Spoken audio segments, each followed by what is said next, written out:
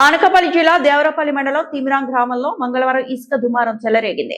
శారదా నది నుంచి ఇసుక తరలించే విషయంలో టీడీపీ నేతల మధ్య వర్గ విభేదాలు మరోమారు తలెత్తాయి.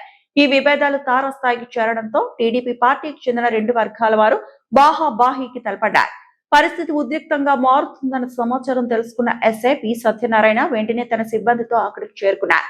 ఇరు వర్గాలతో ఆయన చర్చించి వివాదానికి తెరదించారు. ఈ వివాదానికి సంబంధించి స్థానికుల కథనం ప్రకారం కూటమి ప్రభుత్వం ఉచిత ఇసుక తరలింపుకు అనుమతిచ్చింది.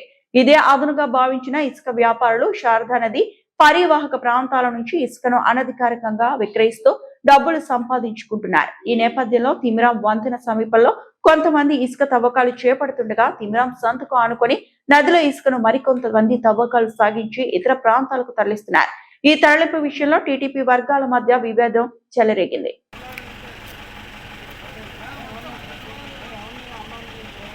అరికట్టటువంటిది జరిగింది. కానీ అదే లేకపోతే మరి ఇసుక పరిస్థితి ఏంటంటే మేము చెప్పదలుచుకున్నాం. అందుకని ఇసుక రీచ్లంటువంటివి పూర్తిగా ఈ మండలంలో రద్దు చేయండి, ప్రజల ప్రాణాలు కాపాడండి, భూగర్భ జలాలు కాపాడండి, బ్రిడ్జీలు కాపాడండి. ఉచిత ఇసుక అటువంటిది ఒక ఇల్లు కట్టుకోవడానికి ఒక ఎవరైనా అక్కడ ఉన్నటువంటి వాళ్ళు పర్మిషన్ తీసుకొని పట్టుకెళ్లే విధంగా చర్యలు చేపట్టాలని చెప్పేసి ఈ ఏదైతే గొడవలు జరిగాయో ఆ గొడవలంటే ఆధిపత్యం కోసం జరిగినటువంటి గొడవలు అవి. ఆ గొడవల్ని ఈరోజు సమర్థిస్తే అది చాలా ప్రమాదం వస్తుంది. వాళ్ళ మీద క్రిమినల్ కేసులు పెట్టి వాళ్ళ మీద చర్యలు తీసుకోవాలని చెప్పేసి మేము సిపిఎం పార్టీగా ఈ ప్రభుత్వాన్ని ఉచిత ఇసుక పర్మిషన్ అటువంటిది ఆ శారదా నదిలోనే ఇక్కడ వెళ్ళి ఇండ్లు కట్టుకునే వరకే ఇసుక అటువంటిది. కానీ రాత్రుల పూట ఏమో ప్రొక్లైన్లు పెట్టి తవ్వేస్తుంటారు. తవ్వేసే పగలేమో రాత్రులు లారీలతోనే ఎక్కడికి ఇసుక వెళ్ళిపోతుంది. దీన్ని ఏమో అధికారులు పట్టించుకోవట్లేదు. ఏ విఆర్ఓ కానీ లేదంటే అక్కడ ఎవరైనా కాపలా పెట్టిన వాళ్ళు తాగేసి పడుకుంటారు. వాళ్ళు పట్టించుకునే పరిస్థితి ఈరోజు లేదు. కేవలం ఈ మండలంలో అధికారుల అసమర్థతే కారణం ఏంటంటే మేము చెప్పదలుచుకున్నాం. అందరికీ నమస్కారం. నిన్న తిమిరాంలోని ఏట్లో ఉండే ఇసుక గురించి వారి ఊర్లో ఇద్దరు వర్గాల మధ్యన చిన్న అభిప్రాయ భేదాలు వచ్చాయి ఇసుక వినియోగం గురించి.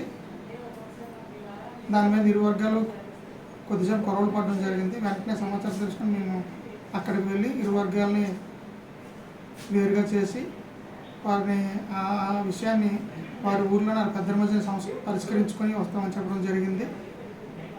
దాని మీద వాళ్ళు ఒక నిర్ణయం తీసుకుంటారు. సార్ గ్రామంలో ఏదైనా బందోబస్తు ఏర్పాటు చేశారు? నిన్న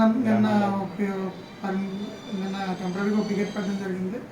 ఎటువంటి సంఘటనలు లేవు కాబట్టి క్లోజ్ చేయడం జరిగింది. కొట్లాట జరిగింది అన్నారు. కొట్లాట ఏం జరగలేదండి, తోపులు జరిగింది.